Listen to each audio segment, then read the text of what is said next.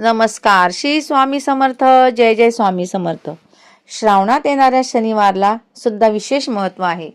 मी आधीच्या व्हिडिओत सांगितल्याप्रमाणे ज्यांना 7.5 आहे किंवा 2.5 वर्षाची ढैया आहे त्यांनी श्रावणात येणाऱ्या शनिवारचा उपवास करावा, तसेच शनिदेवाचा आशीर्वाद मिळावा यासाठी काही विशेष उपाय करणे अत्यंत फलदायी मानले जाते.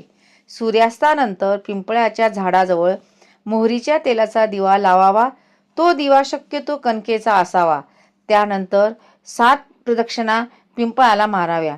श्रावणातील शनिवारी शिवलिंगावर शमीची पाने आणि निळे फुले अर्पण करावे. तसेच हनुमानाची पूजा करावी व हनुमान चालीसाचे पठण करावे. यामुळे संकट दूर होऊन सकारात्मक ऊर्जा मिळते. शनी चालीसा वाचल्याने महत्त्वाचे कामे पूर्ण होतात व मानसिक शांती मिळते. त्याचप्रमाणे रुईची 7 फुले शनिदेवांना अर्पण करावी व शनिदेवाच्या मंत्रांचा जप करावा. त्यामुळे आर्थिक समस्या दूर होतात.